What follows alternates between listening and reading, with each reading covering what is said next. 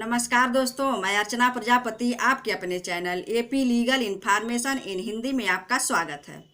दोस्तों, आज का टॉपिक वेरी इंपॉर्टेंट होने वाला है। इसके बिल्कुल नहीं करना है, नहीं तो कोई भी टॉपिक आपको समझ में नहीं आएगा। तो आज का मेरा टॉपिक है कि संज्ञेय अपराध क्या होता है, असंज्ञेय अपराध क्या होता है, ये किस धारा में है, कौन कौन से ऐसे कृत्य हैं जिसको हम संज्ञेय अपराध में रखे हैं और कौन से ऐसे कृत्य जिसको असंज्ञेय अपराध की दृष्टि से देखा जाता है। तो सबसे पहले तो हम जान लेते हैं कि संज्ञेय अपराध और असंज्ञेय अपराध की जो परिभाषा दी गई है सीआरपीसी की धारा 2C और 2L में दी गई है। संज्ञेय अपराध में क्या होता है कि पुलिस को बिना वारंट के आपको गिरफ्तार करना पड़ता है। असंज्ञेय अपराध में क्या होता है, पुलिस बिना वारंट के आपको गिरफ्तार नहीं कर सकती है। तो हम देखेंगे संज्ञेय अपराध जिसको हम कहते हैं कॉग्निजेबल ऑफेंस और असंज्ञेय अपराध को हम कहते हैं नॉन कॉग्निजेबल ऑफेंस। तो ये दो टॉपिक ऐसे इम्पॉर्टेंट हैं तो इसको स्किप नहीं करना है। अगर ये वीडियो आपको अच्छा लगे तो like share subscribe comment bell icon press करिएगा, ऑल बटन क्लिक करिएगा ताकि कोई भी वीडियो सबसे पहले आप तक पहुंच सके और आप ऐसे ही अच्छी जानकारियां हासिल करते रहें। तो दोस्तों, संज्ञेय अपराध जो होता है कॉग्निजेबल ऑफेंस जो होता है कि सीआरपीसी भारतीय दंड प्रक्रिया जिसको हम कहते हैं 1973 में यह प्रावधान दिया गया है धारा 2C धारा 2CL के तहत। तो इसमें अभी हमने कहा कि बिना वारंट के आपको गिरफ्तारी होती है। एक ऐसी कैटेगरी है कि बिना वारंट के आपकी गिरफ्तारी नहीं होती है।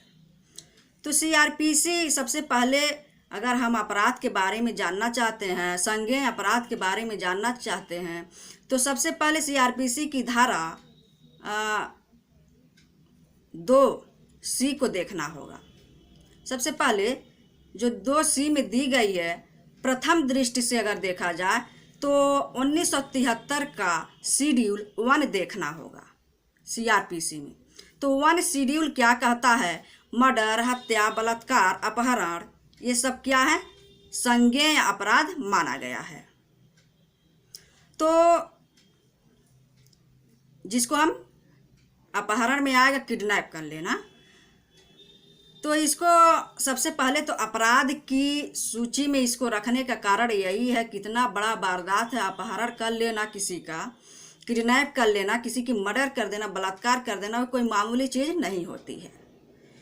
तो आमतौर पर समाज के विरुद्ध किए गए कोई भी ऐसा कार्य जो समाज उसको वैलिड नहीं मानता है, समाज के दृष्टि से वो खराब चीज़ है और विधि विरुद्ध है, तो वह अपराध कहा जाएगा।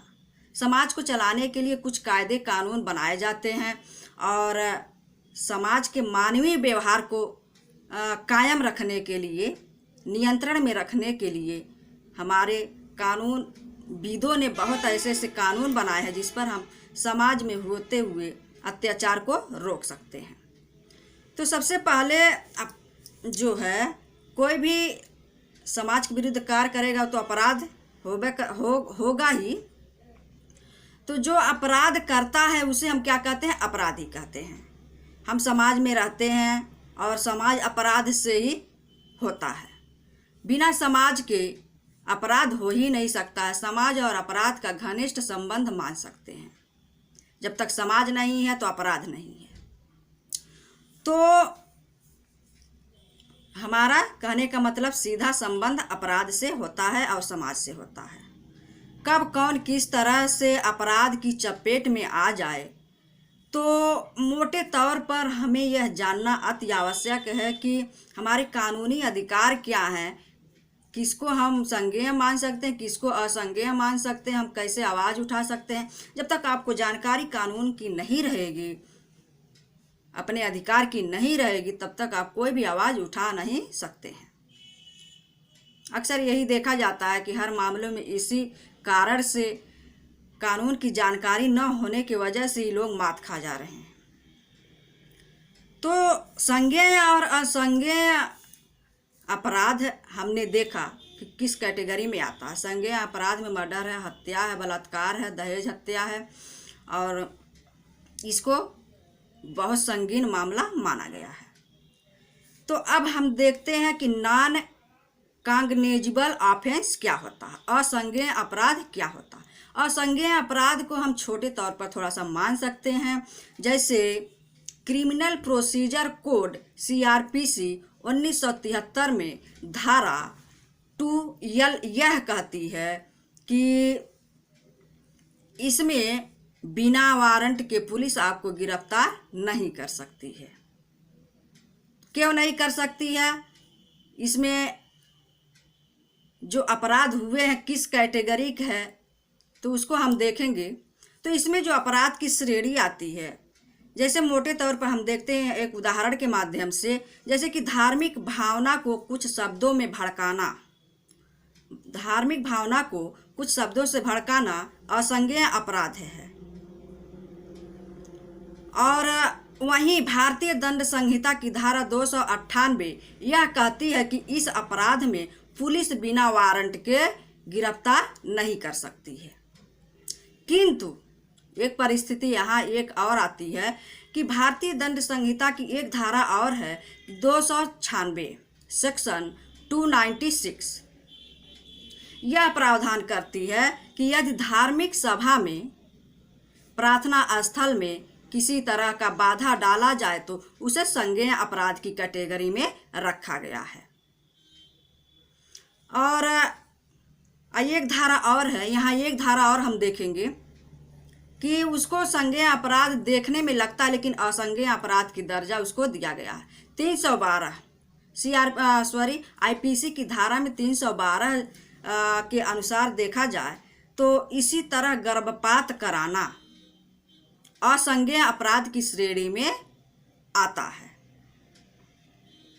इसके अलावा झूठे साक्ष्य देना, धोखाधड़ी, मानहानि जैसे अपराध को असंज्ञेय अपराध की श्रेणी में रखा गया है।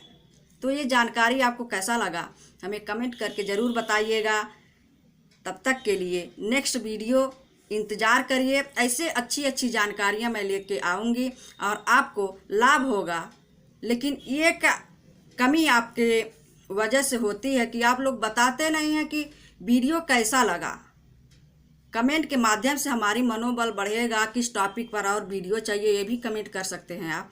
ये सारी चीज़ें बहुत अच्छा कार्य करता है। ये एक अधिवक्ता के रूप में, एक लीगल एडवाइज़र के रूप में और एक विधिक इंफॉर्मेशन देने के रूप में मनोबल बढ़ता है कि हमारे श्रोतागण जो हैं, दर्शकगण जो हैं देख रहे हैं और लाभ ले रहे हैं।